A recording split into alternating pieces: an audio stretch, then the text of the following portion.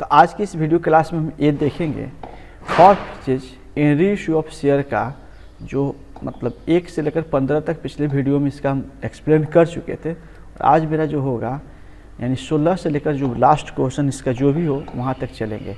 तो जैसे हम 16 नंबर क्वेश्चन मेरे स्क्रीन पर है कि यदि अंशों के पुनर्गमन, देखिए कह रहा राइटर जो 16 नंबर क्वेश्चन है उसको हम लोग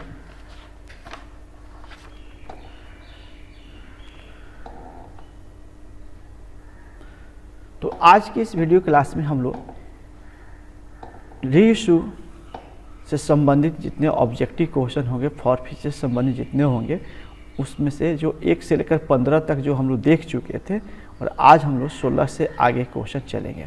तो लिखा है कि यदि अंशों के पुनर्निर्गमन पर हानि, अंशों के पुनर्हानि जब्त की राशि से कम हो तो अधिशेष या लाभ का ट्रांसफर किया जाता है। देखिए जो 16 नंबर पॉइंट दिया है कि अगर अंशों का पुनर्हानि और जब्त की राशि से कम हो, मतलब कह रहा है कि जैसे अगर हम फॉरफीचर किए, देखिए सवाल समझने वाला सर, जब्त की ये राशि है और जो रीइश्यू के समय जो हानि हो रहा है तो इससे जो हानि कम है और फॉरफीचर ज़्यादा है तो उसको कहाँ भेजते हैं, तो उसको प्रॉफिट मानकर कैपिटल रिजर्व पे भेजते हैं। इसलिए इसका आंसर जो होगा 1 नंबर आंसर होगा। दूसरा सवाल है, एक कंपनी ने 10 रुपया वाला 2000 अंश समूल पर जारी किया। एक के पास आवंटन की राशि 4 रुपया प्रथम याचना प्रति याचना नई चुए जब्त कर लिया गया।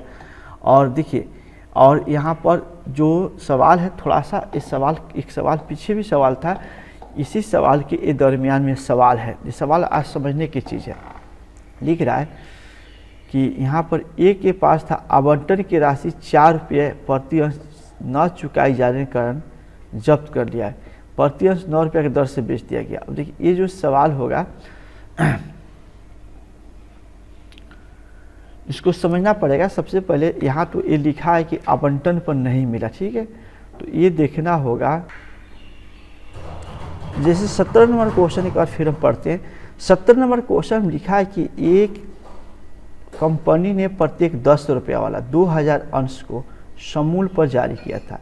एक के पास आवंटन पर 4 रुपया नहीं चुका है, देखिए अलॉटमेंट पर नहीं चुका है और याचना कितना किया गया 9 रुपये के दर से, तो ये 10 रुपये की आवश्यकता नहीं पड़ेगा।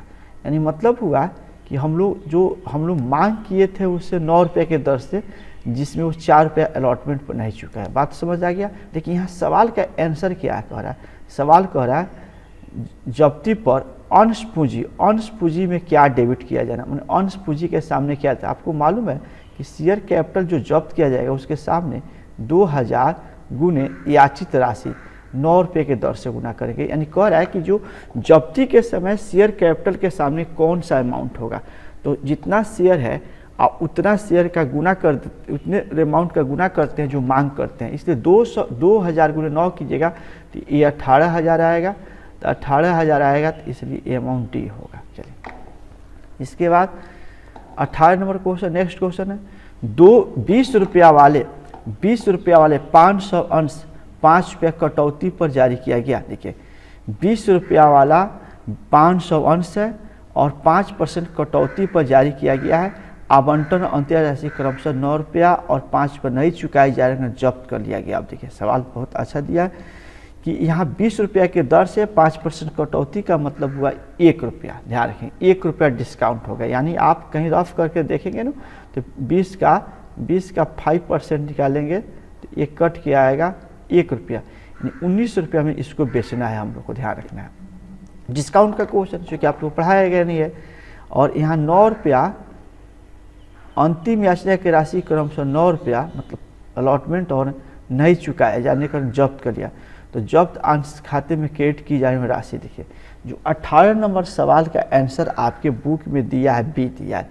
और इसको समझना जरूरी ज़्यादा हो जाएगा कि इस पर वाकई में ये 14 रुपया 9 रुपया और 5 रुपया 14 रुपया आपको मतलब नहीं मिला और 19 रुपया मांगना ही है। तो मिला कितना था, जब्ती मतलब जब्ती का मतलब जो मिल गया उसी को जब्त करेंगे।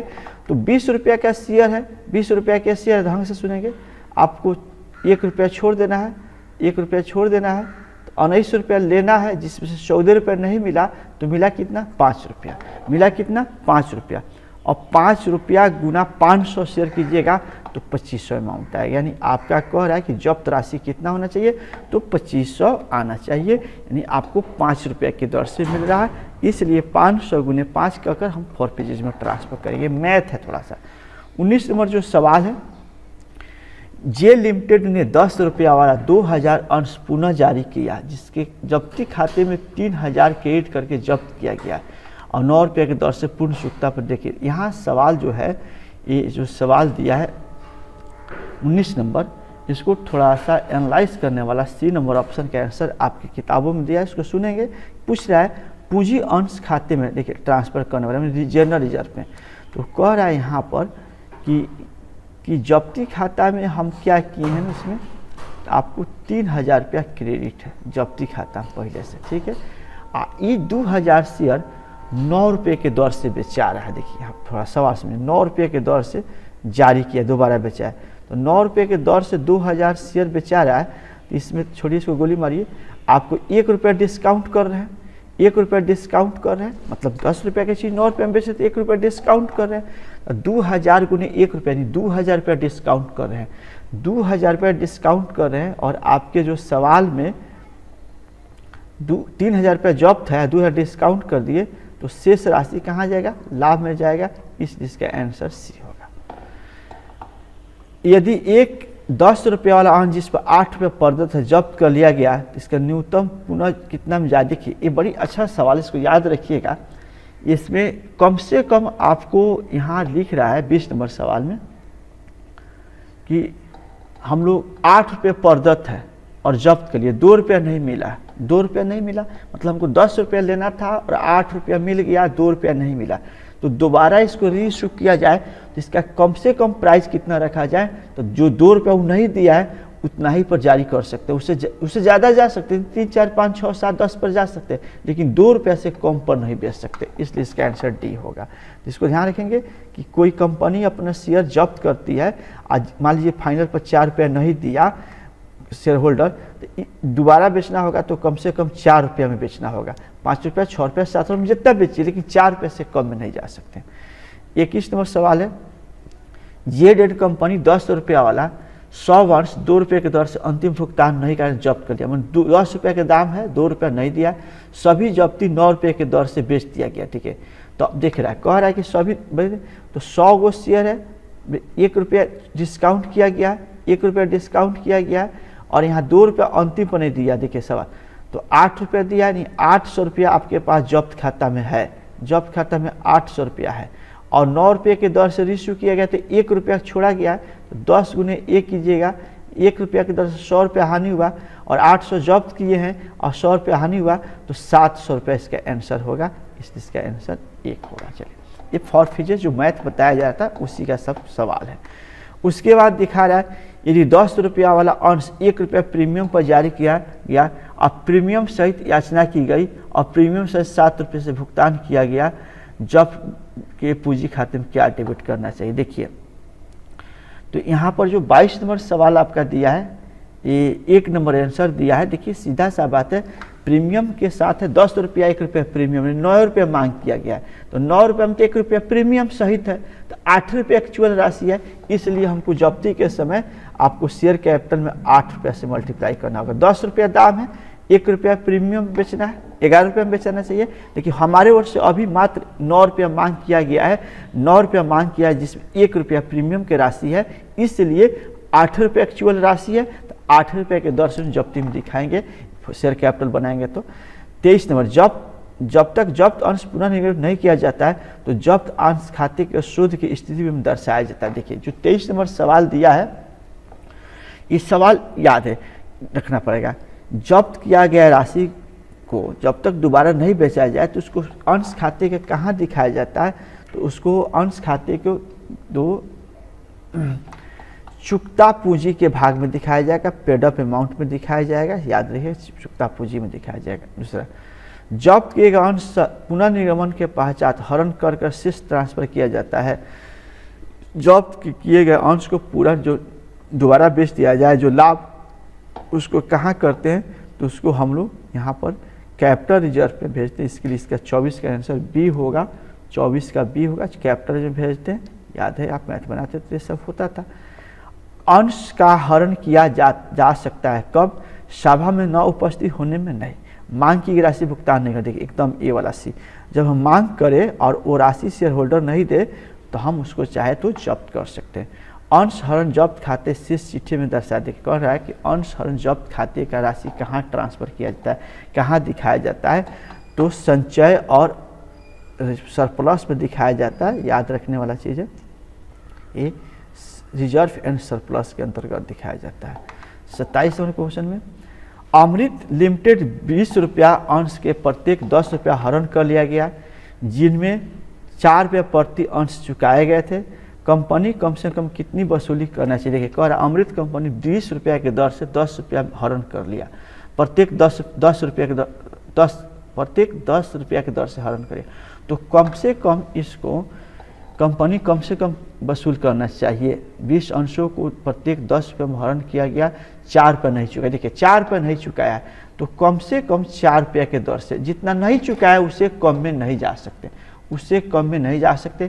इसलिए इसका आंसर दिया है, इसका आंसर आप में सी दिया है। थोड़ा सवाल हम पढ़ लेते हैं सी, तो एक बार 27 नंबर का आंसर देख लेते हैं। सी दिया हुआ है, लेकिन हम लोग के हिसाब से बी आना चाहिए। फिर भी देखते हैं क्या कह रहा है। अमृत लिमिटेड ने 20 गो अंश की संख्या 20 है, ठीक है, और 10 रुपया के दर से हरण करना है, जिन पर 4 रुपया चुकाए गए थे। ठीक है, सॉरी हम गलत कर रहे थे, चुकाए गए थे तो नहीं कितना चुकाया गया था? 6 रुपया के दर से। ठीक है, 6 रुपया के दर से नहीं चुकाया गया, जिस कारण जब्त कर दिया गया। तो दोबारा जब बेचना होगा ना तो 6 रुपया से कम में नहीं बेच सकते हैं, इसलिए इसका दाम होगा 6 रुपया। सी नंबर आंसर राइट है। ठीक है, अंश के हरण के परिणाम स्वरूप घट जाती है, अंश के हरण के परिणाम स्वरूप घट जाती है क्या? पूंजी पेड अप कैपिटल घट जाती है, पेड अप कैपिटल घट जाती है। उसके बाद 29 नंबर सवाल, लास्ट 3 को क्वेश्चन है। अंश हरण खाते को चिट्ठी में दर्शाया जाता है, 29 नंबर सवाल। तो ये आपको पेड अप कैपिटल ऊपर भी सवाल मिला था, पेड अप कैपिटल में रखा जाएगा, तो याद रखना होगा। अंश जब्त अंशों के पुनर्रूप दिए जाने वाले चिट्ठी अधिक नहीं हो सकती है। देखिए तो जब्त अंशों के पुनर्रूप पर दिए जाने वाले बट्टे की राशि अधिक नहीं हो सकती है, 30 नंबर सवाल है। तो यहाँ पर जो आंसर है, जब तक अंश प्राप्त नहीं हो जाए, तो ये वाला आंसर होगा। जब्त अंशों के पुनः न दी जाने वाले बट्टे की राशि अधिक नहीं हो सकती है, जितना नहीं प्राप्त होता उतना तक नहीं, उससे ज़्यादा नहीं हो सकता। लास्ट क्वेश्चन, हरण किए गए अंशों के दी गई छूट को डेबिट करना चाहिए। कहाँ के मैंने अंश को दोबारा बेचा जाए और कौन उसमें छूट दिया जा रहा है तो उसको किस नाम से लिखा जाता है? तो उसको शेयर फॉर परचेज, देखिए शेयर फॉर परचेज के नाम से लिखा जाता है, इसलिए इसका डी ऑप्शन होगा। इस प्रकार हमारा ऑब्जेक्टिव में आपका शेयर से रिलेटेड दोनों चैप्टर का हम डिटेल एक्सप्लेन करके समझाएं। और चलिए इसको आप वीडियो को रूप में मिला है, आप इसको देखिए, आप सेव करके रखिए कि आपको रिवीजन करने के समय जरूरत पड़े। और आज जो कल टेस्ट है उस टेस्ट में आप इस वीडियो को पूरा फिर एक बार दोबारा देख लीजिए और आइए, आपका टेस्ट बहुत अच्छा जाएगा। धन्यवाद।